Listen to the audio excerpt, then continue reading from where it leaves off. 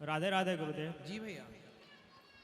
गुरुदेव, सब कहते हैं कि भगवान बहुत दयालु हैं और आप भी कहते हैं कि हमें जीव हत्या नहीं करनी चाहिए, मीट मांस नहीं खाना चाहिए। तो भगवान ने ऐसी सृष्टि क्यों बनाई जैसा जहाँ पर एक जीव दूसरे जीव को खाता है, जैसे कि शेर हिरन को खाता है। तो अगर हिरन को हम भी मारेंगे उसे उतना ही दर्द होगा जितना एक शेर जबड़े से मार के उसे खाता है। तो ऐसी सृष्टि क्यों बनाई? भगवान इतने दयालु हैं तो फिर ऐसी सृष्टि बनाते जहाँ सब शाकाहारी हो। जैसे कि हम इंसानों को तो चॉइस दिया गया है, बट उन जानवरों को ऐसा चॉइस नहीं दिया गया है। तो इसका क्या क्या क्या करना चाहिएगा? इसलिए वो जानवर हैं, हम इंसान हैं। हम इंसान हैं, हमें पता है कि दर्द क्या होता है, पीड़ा क्या होती है, दया क्या होती है। संत जी आइए, स्वामी जी आइए, इनको बैठने दीजिए। आइए बिराज जी, यहाँ बैठ जाओ। स्वामी आप लोग बैठिए, खींचे तो चेयर दे दो एक। या हाँ यहीं आप बैठे रहो, मैं आप स्वामी जी बैठिए। राधे राधे बेटा। तो बेटा भगवान जो है परम दयालु हैं, और दयालु इतने हैं कि पूतना जहर पिलाने आई उन पर कृपा की।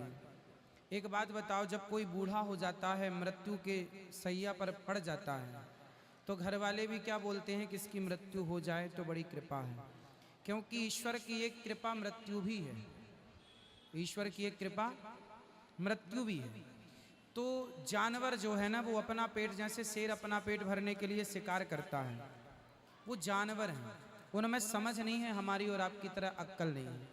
ईश्वर ने हमें बुद्धिमान बनाया है। बाकी हर पक्षी एक दूसरे का शिकार करता है। जैसे बिल्ली चूहे को खाती है, कुत्ता बिल्ली को खा जाता है। बरसात में कीड़े उड़ते हैं, उन कीड़ों को पकड़ पकड़ कर चिड़िया खा जाती है। मतलब एक दूसरे के हत्या करके वो अपना भरण पोषण करते हैं, वो जानवर हैं। भगवान ने संसार विचित्र इसलिए बनाया है क्योंकि सारी सृष्टि में एक ही कलर के पुष्प होते तो इतनी सुंदरता ना होती जितनी सुंदरता आज है। अनेक प्रकार के पुष्प हैं, अनेक रंग, एक ही रंग होता, 7 रंगों की जरूरत ना थी, एक ही रंग होता। तो एक ही रंग पहन पहन के आप कितना परेशान हो जाते, इसलिए कलर है, अलग अलग रंग। उसी प्रकार यदि इंसान के अंदर दया है तो जानवरों के अंदर हिंसा भर दी। हिंसा ना होती जानवरों के अंदर तो दया का कोई अस्तित्व ही ना रहता। उनको हिंसा करते देखते हैं तब हमें ये समझ आती है कि नहीं, हमें दया करनी चाहिए। यदि रात ना होती तो दिन का कोई अर्थ ना होता। यदि हानि ना होती, समझो, यदि हानि ना होती तो लाभ का कोई अस्तित्व ना होता। समझो, यदि रात ना होती तो दिन की क्या कीमत होती। दिन की वैल्यू इसलिए है क्योंकि रात है। समझ रहे हैं आप? तो उसी प्रकार ईश्वर ने ये मेंटेन किया है। यदि माँ बनाई तो बाप बनाया, बहन बनाई तो भाई बनाया, पृथ्वी बनाई, पाताल बनाया तो आकाश बनाया। मतलब संतुलन, कि यदि दया बनाई तो हिंसा भी बनाई, यदि धर्म है तो अधर्म भी है। क्योंकि एक दूसरे के बिना जाना नहीं जा सकता। यदि कोई हत्या कर रहा है तो हम उसे देखकर जानते हैं कि अच्छा ये हमें नहीं करना, हमें उससे ज्ञान बढ़ता है हमारा। कसाई को आप देख लीजिए, यदि कसाई ना होता तो फिर हमारे अंदर दया की भावना कैसी होती है, दया की परिभाषा क्या होती है। तो परिभाषित करना था, इसलिए सृष्टि को इस तरह से बनाना पड़ा। हम जब कोई भी चीज पढ़ते हैं तो यदि प्लस है गणित में तो माइनस भी है। सोचो, प्लस ही प्लस होता, माइनस ना होता तो कैसे गणित होती। इसलिए ईश्वर ने एक व्यवस्था बना दी कि ईश्वर की छाती से, हृदय से धर्म पैदा हुआ तो पीठ से अधर्म पैदा हुआ। तो ये भगवान की सृष्टि है, विचित्र है। समझने के लिए बहुत सत्संग चाहिए। अभी कम शब्दों में इतना ही समझो। और एक प्रश्न था गुरुजी, आपने कथा के दौरान एक कथा बताई थी कि एक राजा की 5-6 पत्नी थी और एक किसी से उसका बेटा हुआ था और 5 ने उन्हें जहर देके मार दिया गया था। और फिर नारद जी के वजह से फिर जिंदा हुए थे। तो उन्होंने प्रश्न फिर किया, आप बोले कि उसे 5 पत्नियों ने इसलिए जहर दिया था क्योंकि उसने पिछले जन्म में जो भगवान को चढ़ाया था भोग, उसमें कुछ चींटियां मर गई थी इसी जी, कारण। जी, तो जी। उसे तो पता नहीं था इस बात का। अगर हम गलती से हमारे मन में अगर वो चीज़ ना हो, गलती से हमसे चींटी मर जाते, हमें पाप नहीं लगता है, तो फिर उसे उस चीज़ का पाप क्यों लगा? क्योंकि उसे तो पता नहीं था कि उसमें आग में उस चींटी जल रही है, तो इस बात का उसे पाप क्यों मिला? चित्रकेतु नाम के राजा थे, उनकी पत्नियां बहुत थीं। उनकी बड़ी पत्नी कृतद्युति को एक बेटा हुआ। उस बेटे की मृत्यु हो गई। उनकी पत्नियों ने, अन्य पत्नियों ने जहर देकर मार दिया। जब जहर दे के मारा तो राजा रोए। तो नारद जी ने कहा कि भाई ये तो सृष्टि का नियम है। उस बच्चे को नारद जी ने अपने तपोबल से जीवित किया। उस बच्चे ने कहा कि मैं पिछले जन्म में आपके घर भिक्षा मांगने आया था, तो आपने मुझे गेहूं का आटा दिया था, साथ में गाय के गोबर, सूखा गोबर, ओपले मीन्स कंडे दिए थे, तो मैंने आग लगा दी और ध्यान नहीं दिया। इसलिए हमारे गृहस्थों में एक नियम है कि जब भी आप लकड़ी और कंडे को चूल्हे में डालेंगे तो एक बार उसमें नजर जरूर मारेंगे। ये नियम है। अब आप ना मारें वो आपकी लापरवाही है। हम भी रोज हवन करते हैं, पर हवन करने में कंडे का उपयोग करते हैं हम। पर हवन में कंडा डालने के पहले हम उस कंडे को चारों तरफ देखते हैं, इसमें कोई चींटी तो नहीं है, यदि है तो फूंक मार के उड़ाते हैं। यज्ञ का विधान है, कोई भी यज्ञ कराओ आप, यज्ञ का विधान होता है तिली जवा जौ को पहले धुला जाता है, सुखाया जाता है, उसकी हत्या ना हो जीव की, और जिस लकड़ी और कंडे का प्रयोग होगा उसमें वो लकड़ी कंडे का निरीक्षण परीक्षण किया जाता है कि इसमें कोई जीव जंतु तो नहीं है।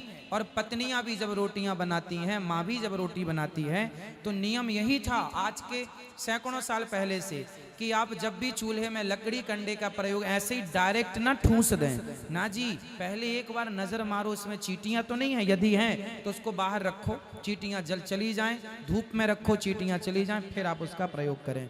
तो उन्होंने जो कंडे का प्रयोग किया, उन्होंने देखा क्यों नहीं? अब देखा नहीं तो पाप आपको लगेगा। थोड़ा सा हाँ हाँ बोलो बेटा, अच्छा है। तो समझ में आ रही है बातें आपको? उसने ध्यान नहीं दिया, इसलिए उसे इस चीज का हाँ, पाप। वो पाप लगा। और गुरुजी था कि एक प्रश्न था, जैसे कोई व्यक्ति बहुत पुण्य किया हुआ है, ठीक है ना, और एक व्यक्ति दरिद्र को देखता है और वो समझ रहा है कि इसने कुछ पाप किया होगा पिछले जन्म में, इसलिए इसे आज दरिद्र वाली स्थिति है, और उसे पता है कि मैंने बहुत अच्छा पुण्य किया है। अगर वो भगवान से ये प्रार्थना करता है कि मेरा पुण्य उस दरिद्र को दे दिया जाए, तो क्या उस व्यक्ति का पुण्य समाप्त हो जाएगा? नहीं, पुण्य देने से, पुण्य देने के बाद क्या होगा? पुण्य देने का दान करने का भी तो फल मिलता है। तो कोई भी चीज देने से घटती कभी नहीं है, वो देने से हमेशा बढ़ती है। इसलिए पुण्य देने से भी पुण्य बढ़ते ही जैसे है। उसका पुण्य आप जैसे कहते हैं 1000 ग्राम 100 ग्राम जितना भी है, तो वो अगर उस भगवान से बोलता है उसका पुण्य उसे दे दीजिए, तो उसका पुण्य और बढ़ जाएगा? नहीं, आपका पुण्य तो बढ़ जाएगा क्योंकि आपने दयावश अपना पुण्य सामने वाले को समर्पित कर दिया। हाँ, पर जरूरी नहीं है कि आपका पुण्य सामने वाला एक्सेप्ट कर ही ले। हाँ, वो भगवान के ऊपर है कि उससे वो मिल, लेकिन जो बाकी आपके भाव से हाँ आपका पुण्य डबल हो गया। डबल हो जाएगा। और एक था कि शराब पीने से क्या पाप में बढ़ोतरी होती है? 5 प्रकार के महापाप होते हैं। सामान्य पाप तो पाप ही है, हमने चींटी को मार दिया पाप है, हमने किसी जीव को मार दिया पाप है, पर ये पाप है। 5 प्रकार के महापाप होते हैं। उन 5 प्रकार के महापापों में एक महापाप है शराब पीना। शराब पीना महापाप कहा गया है। तो शराब का स्पर्श भी वर्जित बताया गया है, क्योंकि ये मस्तिष्क पर प्रभाव डालती है शराब।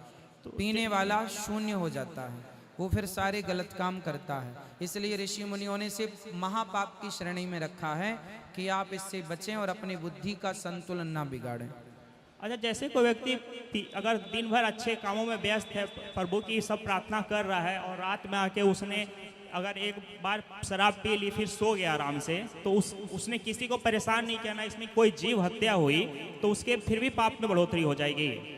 जो अच्छा होगा वो सोने के लिए भगवान का स्मरण का सहारा लेगा, शराब का सहारा ही नहीं लेगा। पहली बात तो यदि शराब का सहारा लेकर वो सो रहा है तो फिर वो अच्छा कैसे है?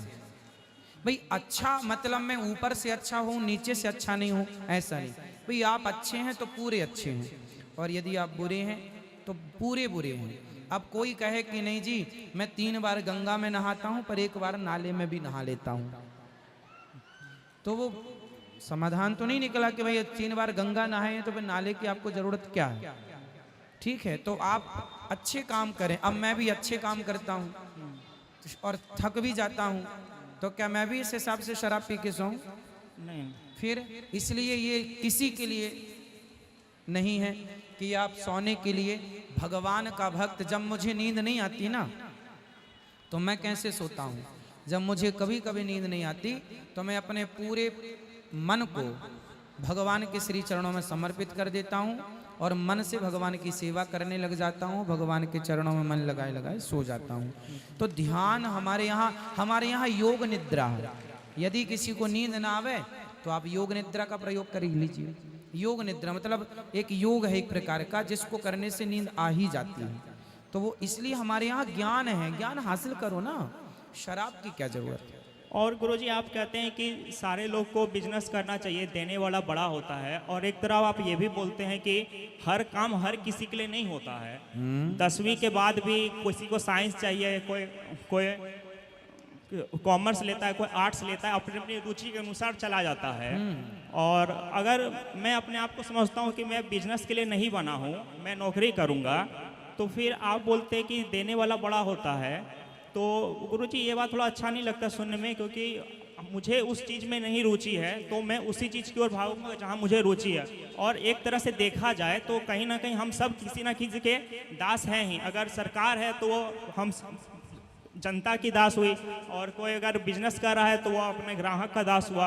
अगर देखा जाए तो सब किसी ना किसी रूप में दास हैं ही। और आप जब ये कहते हैं कि देने वाला बड़ा होता है, बात सही है आपकी, लेकिन एक रुचि भी होती है। तो इस पे थोड़ा सा सुन के अच्छा नहीं लगता है, क्योंकि मैं अपने आप को नहीं समझता मैं बिजनेस कर पाऊंगा। मुझे लगता है मैं नौकरी में अच्छा कर पाऊंगा और उसी को आगे करूँ। नौकरी में आप कितना भी अच्छा कर लो, सारी जिंदगी रहोगे तो नौकर ही। तो गुरुजी इससे तो इनडायरेक्टली सब किसी ना किसी के दास ही हैं एक तरह से ना। देखा जाए तो। दास तो हैं। राम एक देवता पुजारी सारी दुनिया, दाता एक राम भिखारी सारी दुनिया। भिखारी तो सब हैं पर राम के हैं। भिखारी बनो, बुराई नहीं है, पर राम के भिखारी तो हम ऑलरेडी हैं, तो बनो ना भिखारी, पर भगवान के बनो। आपका कहना ठीक है, नौकरी करना है, कितनी साल भर कर लो, 2 साल कर लो, 2 साल में नौकरी का अनुभव हासिल कर लो। अनुभव हासिल करने के बाद सारी जिंदगी क्यों किसी के नीचे रहना, अपना विवेक लगाओ। आपकी तरह सारे लोग सोच लें कि नौकरी करना है तो फिर टाटा बिरला भी किसी की नौकरी ही कर रहे होते। नहीं गुरुजी, जैसे 100 लोग हुए, हो सकता है 60 बिजनेस की ओर जाए, 40 नौकरी की ओर जाए। फिर तो देखो, फिर तो लोग जाएंगे ही। हम पहले से अपने दिमाग को ये सेट कर लेंगे कि हमें नौकर बनना है, तो आप जब तक सोचेंगे नहीं तो मालिक कैसे बनेंगे। एक बात बताओ, पहले घर बनाने के पहले घर बनता है या घर की प्लानिंग होती है? पहले प्लानिंग होती है। प्लानिंग होती है। तो जैसे प्लानिंग होती है, यहाँ कमरा आएगा, यहाँ टॉयलेट आएगी, यहाँ किचन आएगी, यहाँ ये आएगा, वो आएगा, तो प्लानिंग पहले होती है, बाद में उसकी चिनाई, उसकी ढलाई, उसका काम होता। पहले क्या होती है? प्लानिंग। जैसी प्लानिंग होगी वैसे ही ना नक्शे पे काम होगा। बात सही है। तो आपने अपने दिमाग को एक प्लान तो बनाओ पहले। जब प्लान ही नहीं है आपके पास तो आप ठीक कह रहे हैं कि हम नौकरी ही करेंगे, क्योंकि आपके पास प्लान नहीं है। यदि आप अपने दिमाग में एक प्लान सेट कर लें अपने लिए कि नहीं जी हम 4 लोगों को नौकरी दे भी तो सकते हैं, और आपने कॉमर्स, आर्ट इत्यादि विषय का नाम लिया, ठीक है, क्या आर्ट लोगों के पास ऐसा नहीं है कि वो उससे रोजगार दे सकें? क्या कॉमर्स पढ़ने वाला क्या लोगों को आगे चल के उनकी ग्रोथ नहीं करा सकता? क्या सेल्फ डिपेंड नहीं हो सकता? हो सकता है। फिर क्या किसानी करने वाला किसान क्या 10 मजदूर परमानेंट नहीं रख सकता? यदि प्रॉपर प्लानिंग से काम करे तो उसके यहाँ 10-20 लोग रोज काम करने आएंगे। बस प्लानिंग चाहिए। तो बेटा आप एक प्लानिंग तैयार करो अपने लिए, है ना। आप यदि नौकरी में खुश हैं तो नौकरी कर लीजिए, हम मना तो नहीं करेंगे, किसी का हाथ पकड़ने भी नहीं जाते, लेकिन हमारे को जो सही लगता है कि आप नौकर, चलो साल भर नौकरी करो, 2 साल करो, करना भी चाहिए, क्योंकि उससे हमें अनुभव होता है। नौकरी साल 2 साल तक सही है, 3 साल सही है, 4 साल सही है, सारी जिंदगी के लिए आप नौकर रहें किसी के। कोई बाप कभी नहीं चाहेगा कि मेरा बेटा हमेशा नौकर रहे, हर माँ बाप चाहते हैं कि मेरा बेटा भी मालिक बने। तो बस मैं आपकी भलाई चाहता हूँ कि आप मालिक बने, ना कि नौकर। उसके लिए आपके प्लानिंग होनी चाहिए, पहले से दिमाग में सेट करो। और गुरुजी जैसे बहुत औरतें सब जो वैश्यावृत्ति में होती हैं, अपना चरित्र पहले ही उसका खत्म हो गया रहता है, और मरने के बाद वो सब सारा कोई नर्क को ही प्राप्त होता है, उसमें से कोई स्वर्ग भी जाता है। कैसा, एक बार और बोलो उसको। जितनी कोई औरत सब जो वैश्यावृत्ति में रहती हैं, ठीक है। वो तो अपना चरित्र पहले ही खत्म कर चुके हैं। हाँ, तो उन सबको मरने के बाद सबको नर्क की प्राप्ति होती है, या उसमें से कोई स्वर्ग भी जाता है? और अगर स्वर्ग जाता है तो फिर क्या उसके मतलब उस जाने के पीछे क्या है? यदि कोई वैश्या है, सारी जिंदगी उसने वैश्यावृत्ति की, और यदि आखिरी में उसका चित्त शुद्ध हो गया और उसने भगवान के चरणों में अपने आप को समर्पित कर दिया, पिंगला नाम की वैश्या की कथा इसमें आती है कि उसने सारी जिंदगी वैश्यावृत्ति की, लेकिन आखिरी समय उसने अपने आप को आशा ही परमम दुखम नैरास्यम परमम सुखम ये सूत्र दे दिया। उसने एक घंटा लटका रखा था बाहर और बड़ी सुंदर थी। उसने कहा जो ज्यादा घंटा बजाएगा वो मेरा बड़ा कस्टमर होगा, बड़ा ग्राहक होगा। तो एक संत जी वहां से चले गए, दत्तात्रेय जी उनका नाम था। तो उन्होंने तो संत आदमी, लगा सवेरा हो गया, घंटा टन टन टन टन टन इतने बजाए वो गिन नहीं पाई। वो बड़ी सज धज के खड़ी है कि आप कोई पुरुष आएगा, क्योंकि ज्यादा घंटा बजाया मतलब ज्यादा रुपया देगा। बेचारी सवेरे से शाम और शाम से रात और रात से फिर सुबह के 4 बजने के वाले थे, कोई नहीं आया। उसके अंदर गिलानी हुई कि जितना इंतजार मैंने एक पुरुष का किया, इतना इंतजार भगवान का करता तो नहीं अपार हो जाती। बस इतनी सी बात में उसको वैराग्य हो गया और उसने अपने आप को भगवत चरणों में समर्पित किया, और आज उसका वेद पुराणों में नाम है। देवघर से आया हूं मैं, थोड़ा सा प्रश्न मेरे तो हैं। जीवन में यदि कोई आत्मसमर्पण आखिरी समय भी कर ले, मरने के 4 मिनट पहले, कि हे प्रभु मैं आपकी हूं, इतना भी कह ले और समर्पण भाव रख ले, तो भगवान उसका भी उद्धार कर देते हैं। इतने दयालु हैं भगवान। गुरुजी 2-3 प्रश्न है, अगर आज्ञा दे तो मैं हाँ हाँ कर लो, अच्छे सवाल हैं आपके। ये भगवान शिवलिंग की जो हम लोग पूजा करते हैं, शिव जी की लिंग की, इसके पीछे की क्या कहानी है?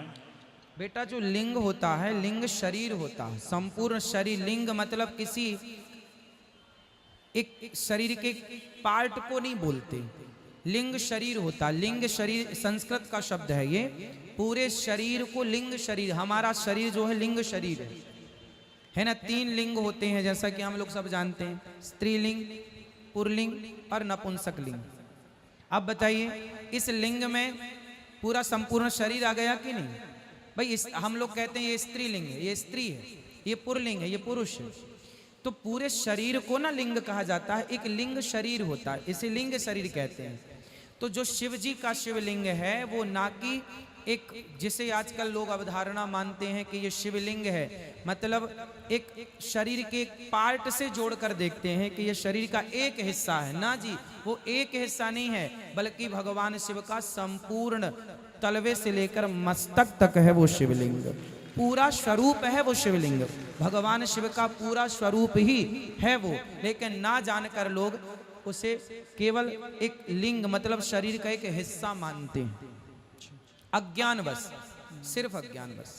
और गुरुजी जैसे किसी के अंदर भगवान को प्राप्त करने की बहुत इच्छा जागृत हो, और उसे मतलब इस संसार में मन ना लगता हो, और वो अपने माता पिता को अगर छोड़ देता है और भगवान की प्राप्ति के लिए कहीं चला जाता है, तो क्या ये धर्म कहता है? जैसे प्रेमानंद गुरु जी ने कहते कि 13 वर्ष की आयु में उन्होंने घर छोड़ दिया था, भगवान की ऐसी लगन लगी थी उन्हें, और राधा माँ की कृपा से आज वो बहुत अच्छे जिंदगी जी भी रहे हैं। तो क्या आज के अगर किसी व्यक्ति को ऐसी मतलब इच्छा होती है, माँ बाप को अगर छोड़ के भगवान को प्राप्त करना चाहता है, ये धर्म कहता है? नहीं, हमारे यहाँ माँ बाप से आज्ञा ली जाती है। यदि आपको भगवत प्राप्ति के लिए जाना है तो आपको माता पिता से आज्ञा लेनी होती है। यदि आपका विवाह हो गया है तो फिर पत्नी से आज्ञा लेनी होती है। यदि पत्नी आज्ञा दे दे, यदि माँ आद्य शंकराचार्य जी 13 वर्ष की उम्र, 13 नहीं और कम, 13 उन्होंने बोला था। नहीं नहीं, मैं आद्य शंकराचार्य जी की बात कर, एक आद्य शंकराचार्य जी थे, वो लगभग 9 वर्ष की आयु में उन्होंने अपनी माँ से कहा, माँ मुझे सन्यास लेना, लगभग 9 वर्ष की आयु में आद्य शंकराचार्य जी। तो उन्होंने कहा, माँ मुझे सन्यास लेना है, आज्ञा दो। माँ ने कहा, मैं तुझे आज्ञा नहीं देती। तो एक दिन वो नदी में नहा रहे थे, तो उनका पाँव मगर ने पकड़ लिया और माँ से चिल्लाए, माँ माँ देखो मुझे मगर ने पकड़ लिया, यदि तू मुझे सन्यास की आज्ञा दे देगी ना तो ये मगर छोड़ देगा, नहीं देगी तो मार डालेगा मुझे। तब माँ क्या करती, भाई जिंदा रहे, जा मैं तुझे सन्यास की आज्ञा देती हूँ। और मगर ने छोड़ दिया। वो शंकराचार्य जी वो शंकराचार्य बने जिन्होंने चारों मठों की स्थापना की, आद्य शंकराचार्य के नाम से जिन्हें जाना जाता है। तो हमारे यहाँ इस स्थिति में यदि आप गृहस्थ में रह के भगवत चिंतन करते हैं, भगवत प्यार करते हैं तो गलत नहीं है। हम भी तो गृहस्थ में रह के सेवा कर रहे हैं, राम जी भी स्वयं गृहस्थ में थे, तो भगवान भी गृहस्थ में रहे। आप छोड़ सकें, आपको पलट कर देखो, छोड़ने के अर्थ दो हैं। नहीं तो जैसे प्रेमानंद ने कहा था कि 13 वर्ष की आयु में मैंने घर छोड़ दिया था और उन्होंने अपने माता पिता का त्याग कर दिया था, फिर गए भी नहीं, और फिर भी राधा माँ की कृपा से उनमें ऐसा लगा कि आज वो बहुत सर्वोच्च स्थान पर बैठे हुए हैं। तो उन्होंने तो आज्ञा नहीं ली थी जहाँ तक मैंने सुना है, तो वो गलत थे क्या? नहीं, सही गलत का निर्णय हम नहीं करते, सही गलत का निर्णय नहीं, शास्त्र सही गलत का निर्णय करते हैं। शास्त्र कहते हैं यदि सन्यास लेना है तो आपको आज्ञा लेनी पड़ेगी। यदि आप सन्यास नहीं लेना चाहते तो मेरा पर्सनल मानना है कि आप अपने माँ बाप की सेवा कर लो, और माँ बाप की सेवा करते हुए आप, अब पुंडलीक नाम के एक भक्त थे, उन्होंने अपने माँ बाप की ही सेवा की, और इतनी सेवा की कि माँ बाप के सेवा के बल पर विट्ठलनाथ जी खुद उनके द्वार पर चले गए। आज भी विट्ठलनाथ जी के नाम से जाने जाते हैं। पंढरपुर की ये घटना है, पूरी कथा सुनाऊंगा, समय लगेगा, संक्षेप में समझिएगा कि एक बेटा अपने माँ बाप की सेवा के बल पर भगवान को पाता है, माता सबरी गुरु की सेवा के बल पर भगवान को पाती है। केवट ने कहा पत्नी छोड़ी, केवट ने कहा बच्चे छोड़े, भगवान से इतना प्रेम था कि स्वयं राम चरण धुलाने के लिए उनकी कुटिया पर चले गए। छोड़ना है तो आप देखो, एक बात बताओ, काम क्रोध लोभ मोह, क्या ये चीजें हम जंगल में ही छोड़ सकते हैं? क्या अपने घर में नहीं छोड़ सकते? छोड़ सकते हैं। यदि छोड़ सकते हैं तो हम इनको घर पे रहकर छोड़ दें, और जो इन बुराइयों को घर पे छोड़ देता है उसके लिए क्या जंगल और क्या घर सब एक। त्याग ही तो करना है ना आपको, तो त्याग ही करना है। तो मैं इस 4 दीवार को त्याग करके जंगल चला जाऊं और फिर मैं कहूं नहीं जी मैंने तो सब छोड़ दिया, तो छोड़ना ही है। तो आप कहीं भी रहकर कहीं से भी किसी भी चीज को, जब मृत्यु आती है और शरीर छोड़ने का समय होता है, तो वो कहीं जंगल में हो तो भी छोड़ना पड़ेगा, 4 दीवारी में है तो भी छोड़ना पड़ेगा। इसलिए माँ बाप की सेवा पहला धर्म है। यदि माँ बाप की सेवा के लिए कोई अन्य भाई आपके अवेलेबल हैं, उपस्थित हैं, उपलब्ध हैं, तब आप उनके भरोसे सब छोड़ के आप भगवान का चिंतन करने जा सकते हैं, इसमें भी कोई आपत्ति नहीं। और गुरुजी जैसे कोई गलत धन मैं किसी प्रकार से किसी व्यक्ति से ले लेता हूँ, गलत धन गलत प्रकार से कमाई करता हूँ, और वो मैं मतलब अच्छे कार्य में लगाता हूँ, तो उसका पुण्य किसे मिलेगा? पहली बात तो बुरा कर्म करके बुरे तरीके से धन कमा के यदि आप उसका धर्म करते हैं तो वो धर्म नहीं है। हाँ, धर्म नहीं है, लेकिन तो उसके खाते में जाएगा जिससे मैंने जिसके घर मैंने चोरी की, या फिर वो पुण्य तो उसी के खाते में जाना है जिसका वो धन था। लेकिन आपको पाप इस बात का लगेगा कि आपने लूटा है, आपने बेईमानी की है, अच्छा, है ना। अब बेईमानी, अब मैं आपके जेब से पैसे निकाल लूँ 100 रुपए, और 100 रुपए निकाल के 90 रुपए दान कर दूं, और 10 रुपए रख लूँ, और मैं सोचूं अब ये 10 रुपए शुद्ध हो गए, नहीं। इसलिए हमारे शास्त्र कहते हैं धर्म करो, दान पुण्य करो, तो अपने पसीने की कमाई से धर्म करो। बेईमानी के धन को आप दान में ना लगाना, धन वही दान में लगाओ, भले 1 रुपए लगाओ, पर जो आपकी मेहनत पसीने का पैसा है वो धर्म में लगाओगे तो वो 1 रुपए करोड़ों का पुण्य लेके आएगा आपके पास। इसलिए ईमानदारी से खाओ, ईमानदारी से कमाओ, ईमानदारी से चलो। और जैसे गुरुजी, जैसे कोई व्यक्ति अगर किसी औरत को मतलब काम की दृष्टि से देखता है, पर कोई क्रिया अगर नहीं हुई तो फिर भी उसका पाप उसे लगेगा क्या? मानस पुण्य हो या नहीं पापा, ये कलयुग है। इस कलयुग में आप जो मन से पुण्य करते हैं कि मैं वृंदावन गया, मैं बिहारी जी को देखा, मैंने बिहारी जी के चरण धोए, ये पुण्य जो मन से आप कर रहे हैं इसका पुण्य तो मिलेगा, पर मन से आप किसी स्त्री की कल्पना करके उस स्त्री के बारे में आप गलत विचार रख रहे हैं मन से, तो पाप तो नहीं लगेगा, लेकिन आपके मन की, आपके विचारों की क्षति तो हो ही रही है ना। ये गलत तो है ही, इसलिए ये इस प्रकार के विचार नहीं रखना चाहिए। परंतु आपको पाप नहीं लगेगा, क्योंकि अपने मन से। पाप तब तक नहीं लगेगा जब तक आप किसी को स्पर्श नहीं करते। तो मतलब सोचने से उसका कोई पाप नहीं कलयुग, सिर्फ कलयुग में छूट है इस बात की। अच्छा। सतयुग में सोचेंगे तो पाप लगेगा, अच्छा। त्रेता में सोचेंगे तो पाप। कलयुग लिखा ना, कलयुग का यह परम प्रतापा, मानस पुण्य हो या नहीं पापा। मन से किया गया पुण्य तो फल देता है, पर मन से किए गए पाप का फल हमें नहीं लगता। और प्रभु जैसे कोई एक लड़का, बच्चा अगर कोई अच्छे परिवार में जन्म लेता है उसके अच्छे कर्मों के अनुसार, और वो छोटी सी उम्र ही भगवान के प्रति उसका बहुत रुझान है, और वो अपने कर्म को छोड़ देता है और भगवान की प्राप्ति में ही लग जाता है, लेकिन परिवार में रह के लगता है, वो अपने कर्म नहीं करता है और उसे खाने की समस्या भी नहीं, क्योंकि वो एक अच्छे परिवार में जन्म लिया है, वो बिना कर्म किए और भगवान की प्राप्ति में लग जाता है, तो क्या ये सही है? क्योंकि उसने कोई कर्म नहीं किया, हाँ भगवान की प्राप्ति में लगा, लेकिन कर्म नहीं हुआ। जो आज हम इंसान लोग जो भी बिजनेस करते हैं या पढ़ाई लिखाई करके कर्म करते हैं, अगर वो कर्म ना करे, क्योंकि वो अच्छे परिवार में जन्म हुआ था तो उसे उसका फल मिला, और इस जन्म में भी वो वही कर रहा है, कर्म नहीं कर रहा है, परिवार का अच्छा दिया है, सब खाना पीना उसे मिल रहा है, तो वो सार्थक रहेगा वो पूजा, वो धर्म जो वो कर रहा है भगवान के प्रति। हाँ, भगवान की भक्ति तो किसी भी प्रकार से कोई जाने में करे, भाव कुभाव अनख आलस हूँ, नाम जपत मंगल दिशि दस हूँ। कोई जाने अनजाने धोखे से भी भगवान का एक नाम ले ले तो वह नाम ही कल्याण करने वाला है। तो कोई कैसे भी ले, आप कुछ कर्म नहीं करते, आप कुछ नहीं, बैठे बैठे राम राम ही जप रहे हैं आप, तो वो फल तो मिलना ही है ना आपको। नहीं, जैसे कहते हैं कि कर्म करते रहना चाहिए, उसके साथ भगवान का भी कर्म करना इसलिए कहा गया है क्योंकि सोचो कि आज हम सारे लोग कर्म करना छोड़ दें तो पूरी प्रकृति डगमगा जाएगी, अर्थव्यवस्था खत्म हो जाएगी, लोग भूखों पे। आप कोई किसानी ना करे, सारे किसान कहे नहीं जी राम राम जपेंगे, काम ना करेंगे, हम सब भूखे मर जाएंगे।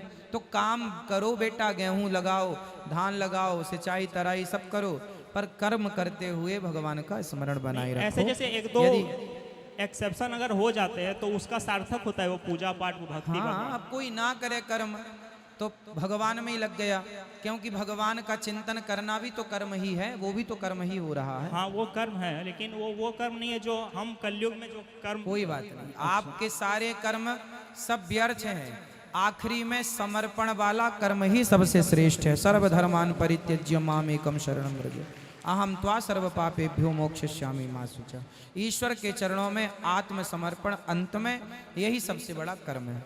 और अगर और एक प्रश्न लास्ट है गुरु जी, कि अगर कोई व्यक्ति का पिछले जन्म का कुछ पाप गलत कर्म करता है और भगवान जी अगर मुझे प्रारब्ध बनाते हैं उसका कुछ अहित होने के लिए, उसका अहित हुआ क्योंकि उसने पिछले जन्म में कुछ बुरे कर्म किए होंगे और मेरे द्वारा उसको अहित मिलता है, उसका बुरा होता है, तो उस चीज़ का मुझे पाप लगेगा क्या?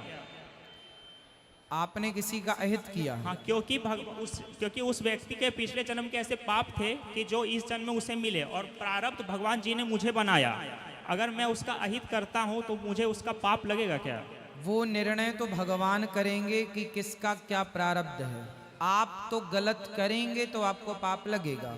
भाई, मैं आपके साथ गलत करूं, आपके साथ छल करूं, कपट करूं, आपको परेशान करूं, और मैं ये सोच के करूं कि नहीं जी कभी आपने हमें किया होगा तो हम आपको कर रहे हैं, ऐसा नहीं है। आपके पास विवेक है कि किसी को परेशान नहीं करना, अब आप करेंगे तो पाप आपको लगेगा। अब वो किस जन्म का हिसाब चुक रहा है, ये चाबी भगवान के पास। अच्छा गुरु जी, एक था और बात कि जैसे कि मतलब सब कहते हैं सब लिखा के आया है ऊपर से, और आप कहते हैं कि हम में विवेक है, इंसान में विवेक है, तो अपनी विवेक बुद्धि का इस्तेमाल करे। भगवान ने उसे इसलिए विवेक बुद्धि दिया है ताकि इस्तेमाल करके अच्छे कर्म करे। तो क्या अपनी विवेक का हम इतना इस्तेमाल कर लेंगे कि भगवान का लिखा हुआ को हम काट डालें जो उन्होंने लिखा है? नहीं, लिखा नहीं मिटा सकते हम लोग। हाँ नहीं, अपना विवेक का भी इस्तेमाल करके नहीं मिटा। आप कहते हैं कि हमें विवेक मिला है तो हम उसका उपयोग करके उस चीज़ को दिमाग लगा के नहीं क्या गलत है सही है हमें पता है। भाई समझो, इसको इस तरीके से समझो कि एक माता पिता ने अपने बेटे को पढ़ा लिखा कर योग्य बना दिया, खूब पढ़ाया, मेहनत मजदूरी करके माँ बाप ने आपको पढ़ा लिखा के खूब योग्य बनाया, बड़ी बड़ी डिग्रियां हैं आपके पास, अच्छे नंबर से आप पास हुए हैं, लेकिन इतनी डिग्रियां, इतनी योग्यता, इतनी काबिलियत होने पर भी आप एक एक रोटी के लिए मोहताज हैं, तो बताओ इसमें माँ बाप की कोई गलती है? नहीं भाई आपको तो माँ बाप ने योग्य बनाया, आप क्यों नहीं कमाते खाते, क्यों नहीं हाथ पांव चलाते? उसके लिए क्या करना पड़ेगा? एक आदमी बिस्तर में पड़ा पड़ा हाथ पांव चला रहा था, बोले क्या कर रहा? बोले तैरना सीख रहा हूँ। पगले तैरना सीखना है तो पानी में उतरना पड़ेगा, स्विमिंग सीखनी है तो पानी में उतरना पड़ेगा, बिना पानी में उतरे आप तैरना नहीं सीख सकते। तो कर्म प्रधान विश्व करी राखा, जो जस करें सो तस फल चाखा। इन बातों को बहुत गहराई से समझने की जरूरत है। और प्रभु सारा संसार भगवान की मर्जी से चलता है, पर आप अपने छोटे बड़े निर्णय लेने के लिए स्वतंत्र हैं। इस बात को मैंने कई बार कहा है कि अब कैकेयी माँ ने भगवान को वनवास भेज दिया, कैकेयी माँ ने चलो वनवास भेज दिया, पर कैकेयी माँ को यह कहने की क्या जरूरत थी कि तुम सारे कपड़े उतार दो और वलकल वस्त्र पहन के जाओ? भाई यहां तो कुल मिला के माँ कैकेयी ये चाहती हैं कि राम 14 साल के लिए तो मैं भेज रही हूं पर वापस ना आए। माना कि राम की लीला थी, पर कहीं ना कहीं उस लीला में माता कैकेयी ने अपना भी दिमाग लगाया और खुद का लोभ भी प्रवेश कर गया। हमारे अंदर लोभ है, काम है, क्रोध है। यदि आपकी इच्छाओं में, जैसे भगवान की इच्छा है कि आप हमसे बात कर रहे हैं, ये तो बात करना ईश्वर ने पहले से तय कर रखा था कि आपने हमसे बात करनी है, लेकिन इसमें आप अपना दिमाग लगा के भी कुछ सवाल पूछ रहे हैं। हम अपना दिमाग लगा के भी इसका क्या उत्तर हो सकता है, कैसे आप समझेंगे, वो हम अपने दिमाग से समझा रहे हैं। तो कुल मिला के तय तो सब कुछ होता है, पर ईश्वर ने आपके हाथ में छोड़ दिया है कुछ निर्णय कि भाई गाड़ी का एक्सीलेटर और ब्रेक दोनों आपके पास है, ड्राइवर के पास। अब कहाँ क्या दबाना है वो आप समय अनुसार, स्थिति अनुसार देखते रहिएगा। तो ईश्वर ने हमें स्वतंत्र कर दिया है बुद्धि देकर, हमें ही निर्णय लेने हैं कि क्या सही है क्या गलत है, फिर उस निर्णय जो हम लेंगे उसके आधार पर ईश्वर न्याय करते हैं। और प्रभु जैसे और गुरु जी जैसे आप लोग सब संत लोग कह रहे हैं कि हिंदू राष्ट्र होना चाहिए, तो हिंदू राष्ट्र तब ना होगा जब सारे मुसलमान और जो सिख हुए, क्रिश्चियन हुए, सबका एक अलग देश बन जाए, तभी जाके भारत एक हिंदू प्रधान देश बनेगा। ना बेटा, आपका घर आपका ही घर है, लेकिन आपके घर में 4 अतिथि आ जाएं तो क्या आप उन्हें खाने को, रोटी और रहने को घर में जगह नहीं देंगे? हाँ, तो हिंदू राष्ट्र कैसे तो बनेगा? हिंदू राष्ट्र जब बनेगा, तो हिंदू राष्ट्र जब बनेगा, बाकी जितने लोग हैं सबका आदर है, सबका सम्मान है। और सुनो, ईसाई जो हमारे देश में सिख हैं, सिख और हिंदू ये दो नहीं है, एक ही। जैन है, जैन और हिंदू ये दो नहीं, एक ही। ये अपने ही हैं, है ना, ये नाम अलग अलग हैं बट है एक ही, ये सनातन है। इसके अतिरिक्त जितने लोग आए वो सब हमारे अतिथि के रूप में रहेंगे। भाई आप अतिथि में रहो। सरकार ने भी तो एक योजना बनाई है, जैसे आपकी स्कूल में टीचर में आप परमानेंट हैं, पर कुछ अतिथि शिक्षक भी हैं। क्या है वो? अतिथि शिक्षक, तो उनका भी आदर है। उसी प्रकार हमारा राष्ट्र, हिंदू राष्ट्र जब बनेगा, तो हिंदू राष्ट्र मतलब हम हिंदू राष्ट्र ये देश को जब कहेंगे तो ये तो हमारा घर ही है, परंतु जो लोग हैं सबका स्वागत है, सबका आदर है, किसी के प्रति नफरत ईर्ष्या नहीं है। हमारे घर में कोई मेहमान आए, हम उससे ईर्ष्या नफरत नहीं करते, बल्कि प्यार से जो खाते हैं उसे खिलाते हैं। मतलब आपके कहने का मतलब है कि हिंदू राष्ट्र का मतलब है कि हर हिंदू राष्ट्र का मतलब है कि हर घर में हर व्यक्ति सनातनी अपने प्रेम पूर्वक लीगली ढंग से, आज जो रामचरितमानस जलाई और फाड़ी जा रही हैं, हिंदू राष्ट्र होता तो ये ना होता।